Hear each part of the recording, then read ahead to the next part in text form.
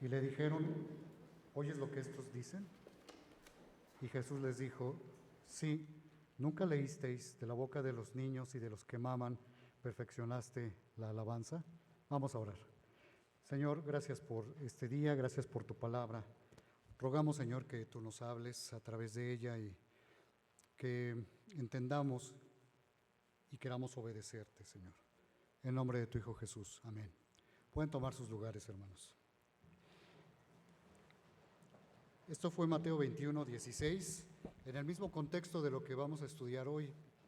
Y lo leía porque son palabras del Señor Jesús y acabamos de escuchar una alabanza igual de bonita que la que se escuchaba en ese momento con los niños. Gracias a Dios por la vida de ellos y gracias a Dios por la vida de cada uno en su iglesia. Les voy a pedir que tengan sus Biblias abiertas en Lucas capítulo 19, la lectura que tuvimos. Estamos iniciando una nueva serie. Esta serie va a durar de hoy hasta el próximo domingo. Y no es broma, son 4 predicaciones, una hoy, otra el jueves, otra el viernes y otra más el domingo. La serie es La compasión de Cristo, la compasión de Cristo. Entonces, por favor, tengan ahí sus Biblias abiertas en Lucas 19. Cuando llegamos a este punto en los evangelios, y digo los evangelios porque los 4 evangelios hablan acerca de este evento de la entrada triunfal, los 4. Mateo 21, Marcos 11, Lucas 19, que es el pasaje que vamos a estar estudiando, y Juan 12. Y hablan a partir de este momento durante varios capítulos, cada uno de los evangelios, acerca de la última semana. De hecho, alrededor de un 30% de todos los capítulos de los 4 evangelios está dedicado a esta última semana, que es la semana de la pasión. La semana en que Jesús en unos días más, en viernes, estará siendo crucificado y después, 3 días después, estará resucitando. Entonces, esto es el contexto en el que estamos, pero Jesús había anunciado su muerte ya previamente, allá en Mateo 20, si lo leen después ahí van a ver, y él viaja a Jericó, donde sana, le da la vista a Bartimeo, también se encuentra con Zaqueo el publicano, y llega la salvación a la casa de Zaqueo. Entonces el Señor Jesús está ahí, ve la necesidad como siempre le estuvo viendo mientras Él estuvo aquí en la tierra y en su ministerio, y antes y después de eso también. Él ha tenido compasión de los seres humanos, de todos nosotros, de su creación. Pero después, el viernes por la tarde, Jesús es ungido en Betania. Esto no lo estamos viendo aquí en este pasaje, es lo que pasó previamente, por María. Él tiene una cena en su honor, está con Lázaro, con Marta, María, en casa de Simón el leproso. Y bueno, aquí también nos enteramos de que hay un complot. No solamente querían matar a Jesús los principales, los fariseos, sino que también ya querían matar a Lázaro. Acababa de resucitarlo Jesús y ya querían matarlo, ¿no? Pero ¿por qué? Porque pues por el testimonio de él muchos otros estaban creyendo, muchos judíos estaban creyendo en Jesús. Y esto es lo que ha estado ocurriendo, y el domingo, como el día de hoy, el domingo es lo que estamos viendo que está sucediendo. Versículo 28 de ahí de Lucas 19 dice: dicho esto, iba adelante subiendo a Jerusalén, y aconteció que llegando cerca de Betfagé y Betania, al monte que se llama de los Olivos, envió 2 de sus discípulos diciendo: id a la aldea de enfrente, y al entrar en ella hallaréis un pollino atado, en el cual ningún hombre se ha montado jamás. Desatadlo y traedlo. Y si alguien os preguntare: ¿por qué lo desatáis?, le responderéis así: porque el Señor lo necesita.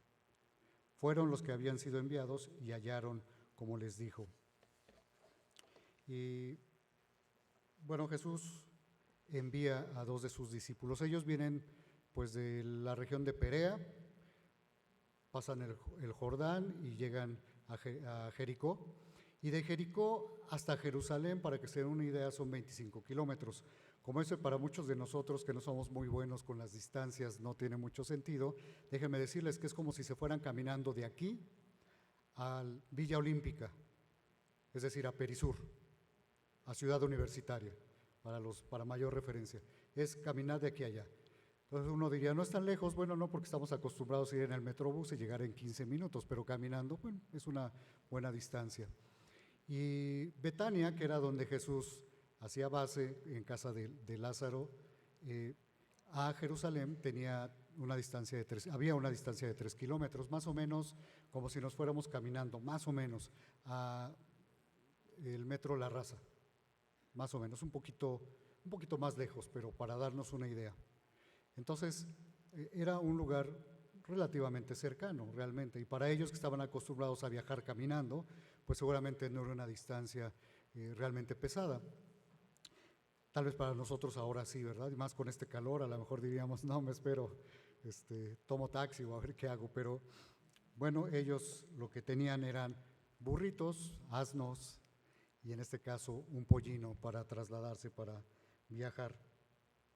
Y vemos que aquí el Señor Jesús envía a 2 de sus discípulos y les da instrucciones muy específicas, les dice, van a encontrar, cuando vemos en los otros evangelios, en los pasajes paralelos, le dice, van a encontrar un asna y van a encontrar un pollino, un asna atada y un pollino, desaten al asna y tráiganlos. Entonces, estas instrucciones nos permiten ver, Jesús conoce todas las cosas, él sabía lo que se iban a encontrar y les da estas instrucciones. Pero además les dice, si alguien les pregunta, en este caso, bueno, podría ser un vecino, ¿verdad?, que esté cuidando las cosas de su vecino, pero seguramente el Señor Jesús estaba pensando en que los dueños estarían cerca. Y dice, si alguien les pregunta, díganle que el Señor, como dice una versión de la Biblia, lo ha menester. El Señor lo requiere, lo necesita. Y cuando veía esto decía, bueno, el Señor no necesita nada, no necesita realmente ninguna cosa. Cuando estuvo aquí, obviamente como humano, necesitó de muchas cosas, pero como el Señor que es, Él no necesita nada, no nos necesita a nosotros.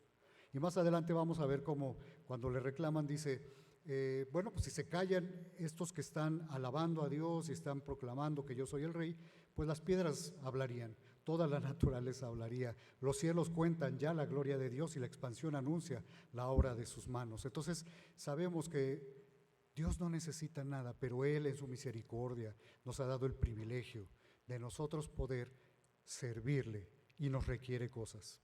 En este caso Él dice, bueno, díganle que yo requiero de este pollino. Y los discípulos efectivamente van, se encuentran lo que el Señor Jesús les había dicho, desatan al asna y se empiezan a llevar a los animales, y se ve que en los pasajes podemos encontrar que dice que les preguntan qué estaban haciendo con sus animales y los dueños, y pues los discípulos le dicen, el Señor lo requiere, el Señor lo necesita. Y no leemos después de esto ninguna queja, ningún cuestionamiento, espérame tantito, déjame, necesito ir a la esquina con mi burrito, nada, simplemente fue, entendemos, no les dijeron nada o les dijeron, adelante, es para el Señor, adelante. ¿Cuántas veces, hermanos, estamos como el joven rico? Recuerdan que hace unas semanas hablamos del joven rico. ¿Cuántas veces estamos como el joven rico que estamos abrazando lo que decimos que es nuestro y no lo queremos soltar? Y nos los puede estar requiriendo el Señor para servirle. Al joven rico le requirió todo para dárselo a los pobres, no para ellos, para él y los discípulos, sino todo para los pobres, porque sabía el Señor que amaba y estaba abrazando sus riquezas. Aquí vemos una historia distinta. Toman el burrito y le dicen es para el Señor y no hay oposición. Jesús ve siempre los corazones que están dispuestos y Él entiende. Vemos a lo largo de los evangelios y también en la Biblia que el Señor conoce el corazón. En Jeremías dice que el Señor escudriña la mente y conoce el corazón. Él sabe, prueba el corazón, dice específicamente. Y Él conoce. Vemos en los evangelios también varias veces donde Jesús dice, cuando le estaban cuestionando o estaba Él haciendo algo, un milagro, estaba sanando a alguien, dice que Él sabía los pensamientos de ellos, Él conocía lo que había en sus corazones y se anticipaba y les decía que no pensaran así. Entonces, Jesús nos conoce, ve el pensamiento, ve los corazones y ve cuando estos están dispuestos. Versículo 35 ahí de Lucas 19 dice, lo trajeron a Jesús habiendo echado sus mantos sobre el pollino, subieron a Jesús encima. Y en el pasaje paralelo de Mateo 21, no lo busquen, en los versículos, el versículo 6 dice, y los discípulos fueron e hicieron como Jesús les mandó, y trajeron el asna y el pollino, y pusieron sobre ellos sus mantos, y él se sentó encima. Y también ahí mismo en Mateo 21 vemos cómo hay una profecía que se está cumpliendo con esto, no es simplemente que ellos lo hicieron y así sucedió. Bueno, así sucedió, pero había una profecía. Y recordemos que con respecto de la venida del Señor Jesús, hay más de 300 profecías que estuvieron cumpliéndose una a una, fueron cumpliéndose una a una, sin faltar una sola de las que hablaban del nacimiento, de la vida de Jesús y de su muerte y resurrección. Todas ellas están ahí. Hay otras profecías todavía que están por cumplirse respecto de nuestro Señor, pero estas se cumplieron. Y aquí hay una. Mateo dice en el capítulo 21, versículo 4, dice, todo esto aconteció para que se cumpliese lo dicho por el profeta, cuando dijo, decida la hija de Sión, he aquí, tu rey viene a ti, manso y sentado sobre un asna, sobre un pollino, hijo de animal de carga. Y los discípulos fueron e hicieron como Jesús les mandó, y trajeron el asna y el pollino y pusieron sobre ellos sus mantos, y él se sentó encima. Y a la profecía a la que está haciendo referencia está en Zacarías 9, versículo 9. Que dice, alégrate mucho, hija de Sión, da voces de júbilo, hija de Jerusalén. He aquí, tu rey vendrá a ti, justo y salvador, humilde y cabalgando sobre un asno, sobre un pollino, hijo de asna. Y cuando habla aquí Zacarías de rey y de salvador, son expresiones mesiánicas, está refiriéndose no solamente a un rey que justamente merecería el trono por ser descendiente de David, sino a un rey que es el Mesías.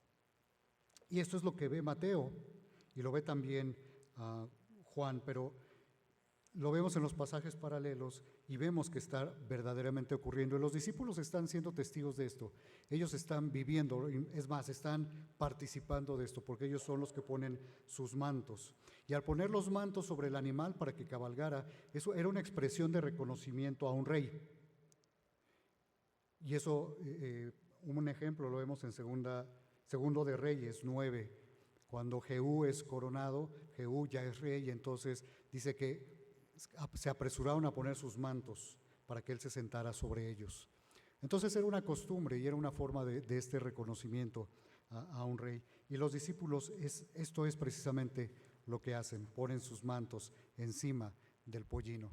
Así que están reconociendo que Jesús es el rey.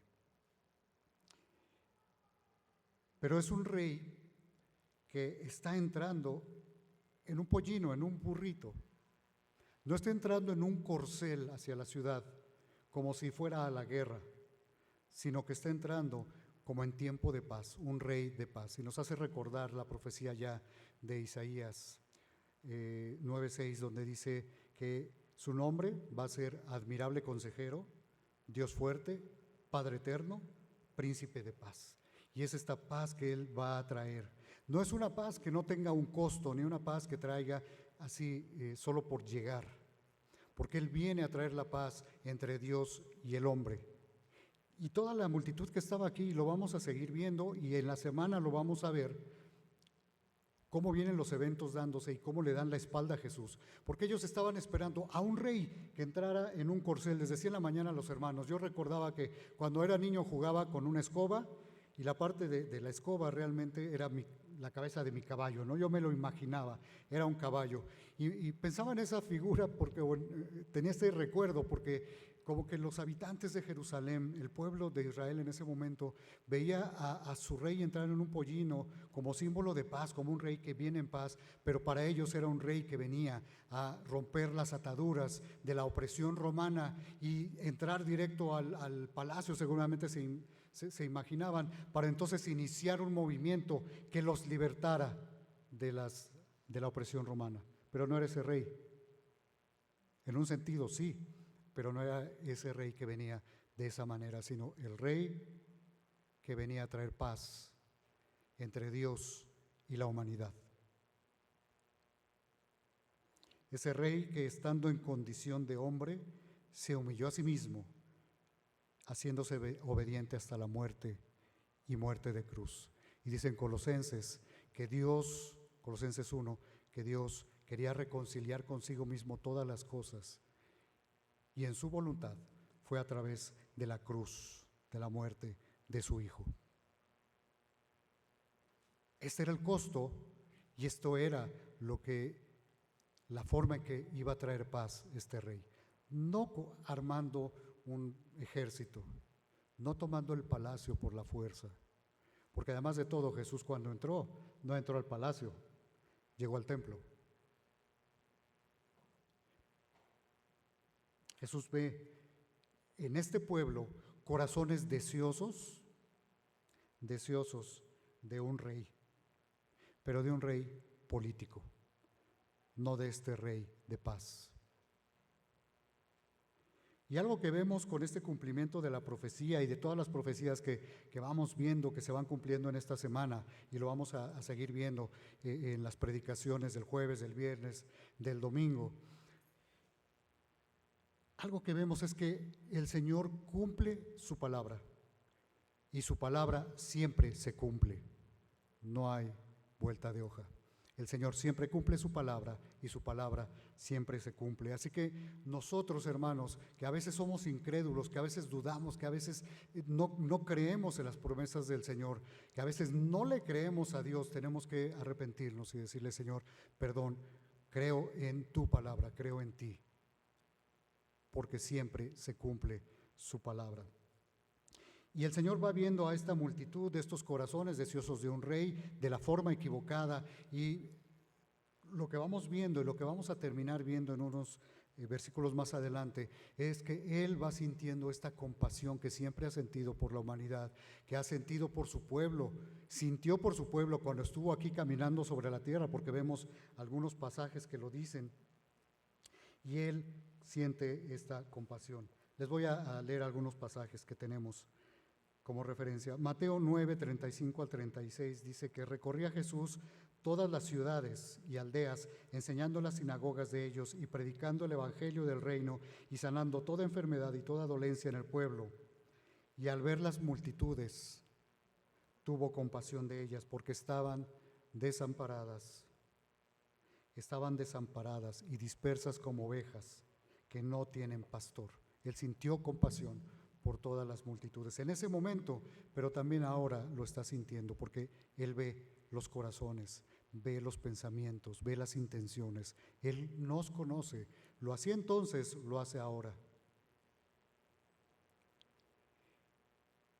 Y tengo una buena noticia, dos buenas noticias, hermanos. ¿Cuál quieren? ¿La buena o la buena? Que el Señor Jesús está en todo lugar. Él es omnipresente. Y la segunda buena noticia es que Él nos ve en todo lugar. Así que Él conoce nuestros corazones. Romanos 5:8, mas Dios muestra su amor para con nosotros en que, siendo aún pecadores, Cristo murió por nosotros. Dios ha tenido compasión de la humanidad. Y Hebreos 4:15 dice: porque no tenemos un sumo sacerdote que no pueda compadecerse de nuestras debilidades, sino que uno que fue tentado en todo según nuestra semejanza, pero sin pecado. Y vemos que cuando el Señor Jesús va llegando a la ciudad, versículos 37 en adelante, 37 al 40, va llegando y viene una multitud con Él. Bueno, dos multitudes están ahí reuniéndose. La primera multitud es la que viene de la región de Galilea, Perea, viene viajando. Recordemos que Jesús viene de Perea, bajó a Jericó y viene a Jerusalén, pero vienen con él los discípulos, todos los peregrinos que vienen de estas regiones y ciertamente algunos fariseos que estaban siguiéndolo para ponerle ahí tropiezo, pero vienen allí y esa es una primera multitud. La segunda es todos los que ya estaban congregados a la entrada de Jerusalén y todos aquellos que estaban también saliendo de la ciudad para recibirlo porque se habían enterado que venía. Entonces, no solo eso, sino que hay testimonio previo cuando Él resucita a Lázaro. Y en ese momento vemos en los evangelios que se dice que empezaron a decir, este es el que resucitó a Lázaro. Entonces la gente empieza a buscar a Jesús, salen y lo están recibiendo y es una multitud. Dicen algunos historiadores que en ese entonces podría haber una población de unos 250,000 personas en la ciudad, pero que en estas temporadas en que venían de todos los lugares, aparte de que por ley los que vivían alrededor de 25 kilómetros, es decir, 25 kilómetros a la redonda, los varones tenían que venir a Jerusalén.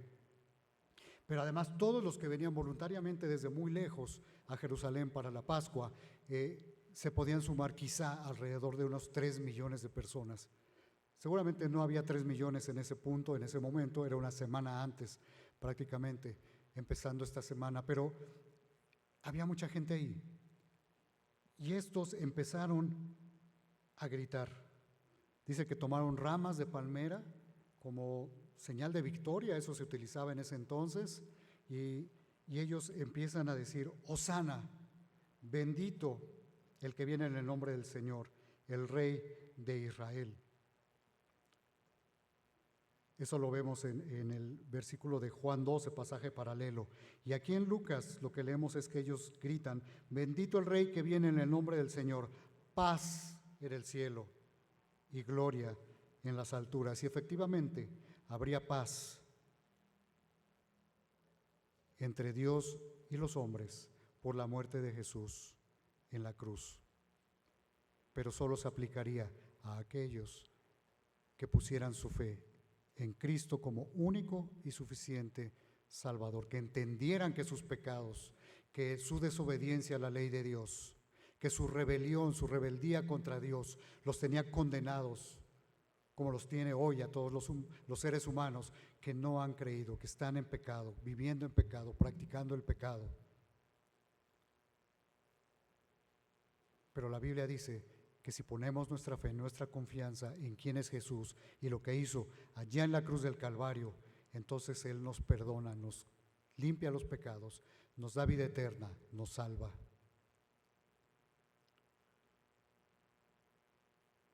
Esa paz es la que Jesús venía a traer. Y en la mente de ellos que están gritando, Hosana, paz en los cielos, y están diciendo, bendito el que viene en el nombre del Señor, que por cierto, Hosana es salva ahora, o salva, te ruego, eso es lo que significa.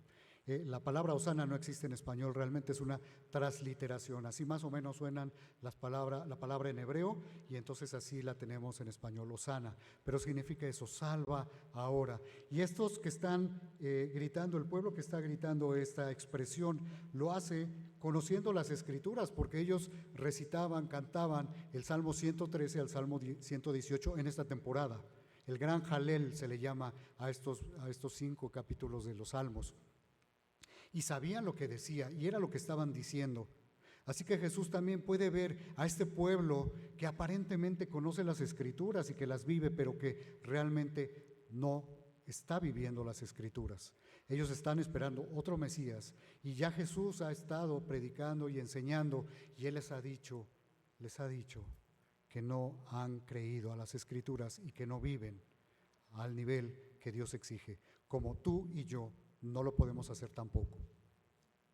No podemos vivir al nivel y en los estándares que Dios impone para que nosotros estemos o seamos dignos para estar en su presencia. Por eso Jesús tuvo que venir y por eso este príncipe de paz tuvo que entrar a esa ciudad y después, una semana después, estaría siendo crucificado. Jesús ve entonces el corazón de estos que parecen conocer las Escrituras, pero que no las viven. ¿Cuántos hay así el día de hoy? Les decía a los hermanos en la mañana que cuántas religiones dicen que están basadas en la Biblia, pero realmente no la enseñan. Y aquellos, de repente hablamos en la calle con personas de diferentes religiones incluso, y les preguntamos si conocen tal cosa, y te dicen, sí, sí, conozco a Jesús. Es más, esta semana vamos a celebrar su muerte.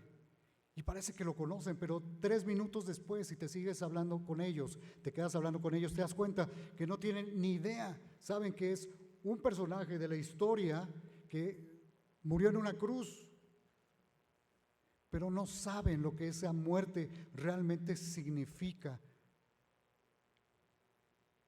Y aunque a veces se les ha explicado, no han querido creer en Él, porque no quieren soltar sus pertenencias, es decir, lo que ellos aman, su libertad, entre comillas, porque aman al mundo. Y versículo 41. Jesús llega y está frente a la ciudad y dice que al verla lloró. Él lloró. Y dice, lo voy a leer, véanlo ahí en sus Biblias, versículo 42 al 44, lo voy a leer en otra versión, es la Nueva Biblia Viva. Dice, cuando Jesús estaba cerca de Jerusalén, versículo 41, vio la ciudad, lloró por ella, versículo 42, y dijo, ¿cómo me gustaría que hoy entendieras?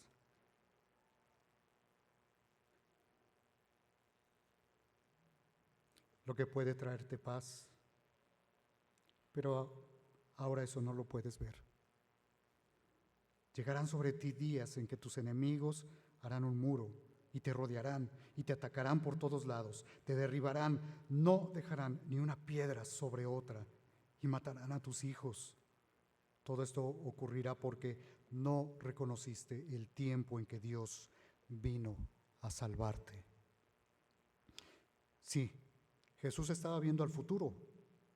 40 años más adelante, cuando el general Tito iba a llegar, iba a tratar de ingresar a la ciudad a través del muro del norte. No iba a poder entrar, pero iba a sitiar la ciudad. Durante 3 años iba a estar sitiada la ciudad, hasta que finalmente debilitado el pueblo en la ciudad, entró.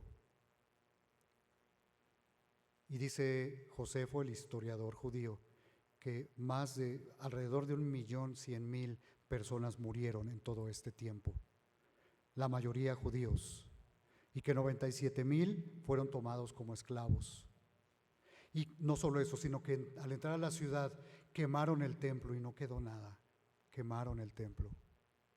Claro, Jesús estaba viendo eso y claro que le dolía, pero su compasión no era por un edificio o por unos muros. La compasión que él estaba sintiendo era por esas personas que estaban ahí y que a pesar de parecer conocer las Escrituras, no las vivían, no las habían entendido, y que unos días más adelante, ¿saben qué iba a suceder? Que estos que estaban aclamándole, Hosana al Hijo de David, y que le estaban proclamando como rey, y que querían que entrara, y que querían que los libertara, iban a gritar, crucifícale. Su sangre sea sobre nosotros y sobre nuestros hijos. Mátalo, le dijeron a Pilato.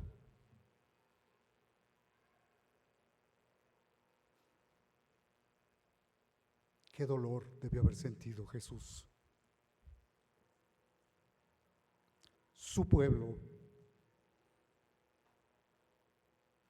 rechazándole, pero él sabía que tenía que entrar, morir en la cruz, para pagar el precio que todos ellos no podían pagar, para pagar el precio por el perdón de los pecados de todos nosotros que nunca podríamos, ni siquiera en sueños, pagar, porque no nos alcanza ni siquiera la eternidad a nosotros para pagar.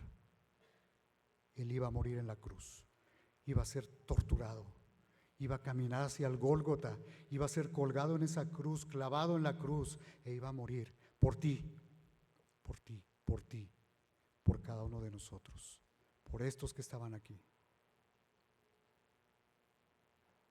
Y él lloró sobre la ciudad porque pudo ver el corazón de estas personas que estaban como ovejas sin pastor.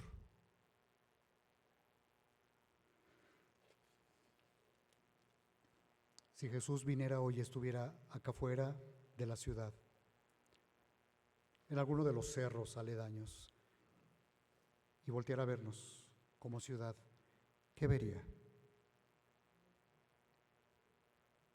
Una ciudad que aparentemente conoce las Escrituras, ¿verdad? Una ciudad que aparentemente dice que es cristiana, que cree en Dios, pero una ciudad donde hay tantos que necesitan desesperadamente de este príncipe de paz, de este Salvador que entró a esta ciudad de Jerusalén, sabiendo que iba a morir, sabiendo que iba a ser rechazado, sabiendo que iba a ser crucificado y que el viernes siguiente iba a morir. Eso vería Jesús. Y déjame ponerlo más cercano. Si se pusiera de pie frente a la casa de cada uno de nosotros, ¿qué vería?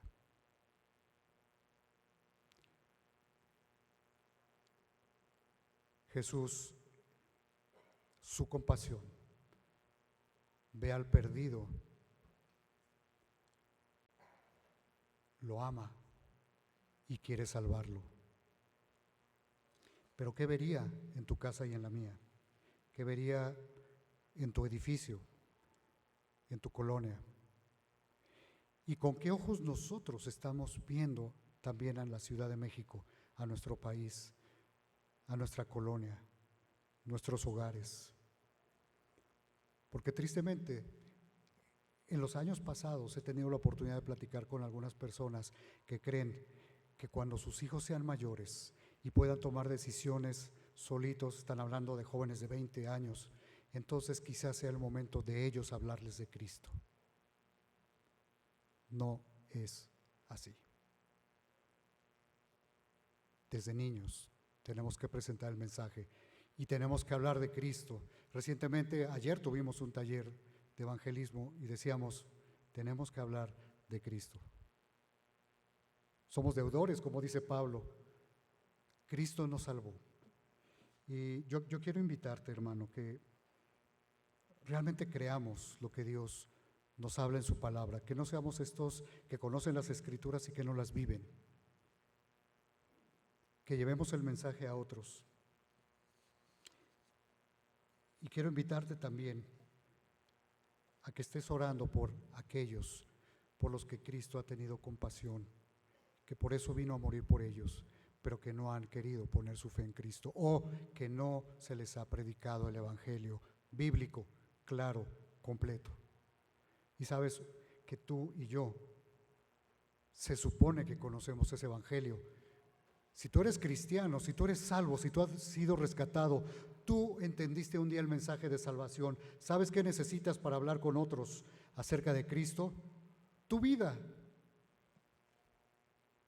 y la Biblia, nada más.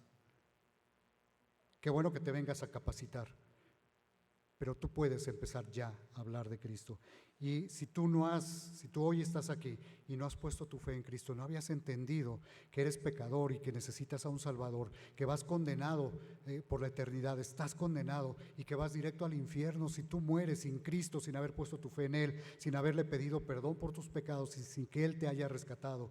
Entonces hoy este mensaje es para ti, porque Jesús le dice aquí a Jerusalén, hablándole a la gente, si tan solo tú hubieras conocido el tiempo de tu visitación.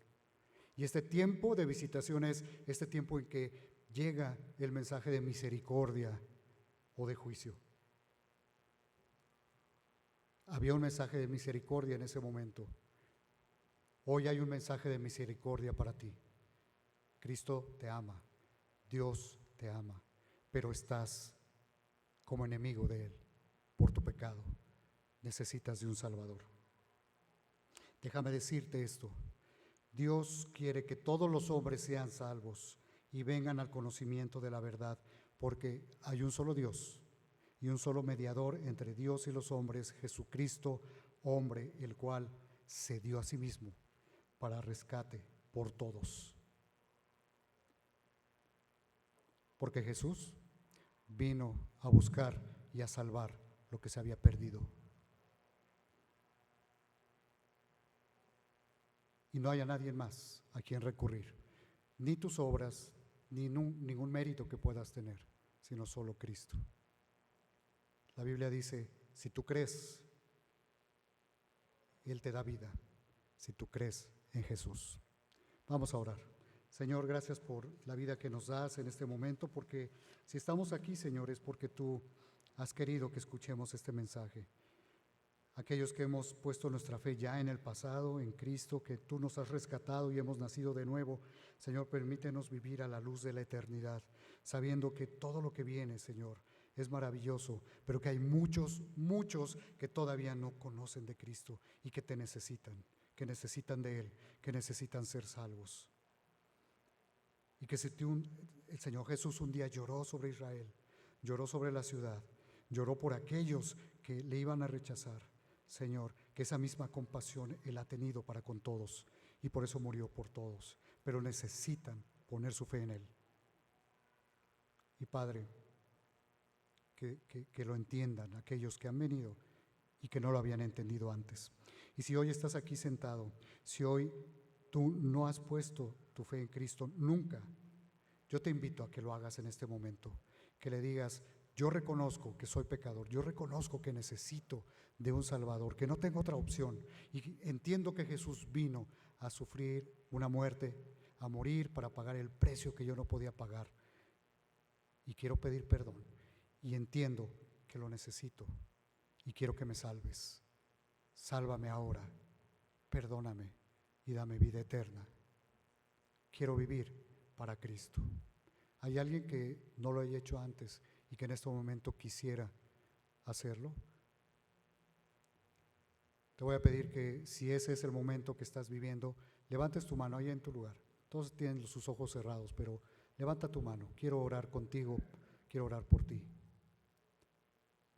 Aun si no levantas tu mano, pero tienes dudas, si no levantas tu mano, pero estás con una cierta oposición a este mensaje, yo te invito a que te acerques a cualquiera de los pastores al terminar el culto y que platiques con nosotros. Queremos resolver tus dudas, pero no te vayas así.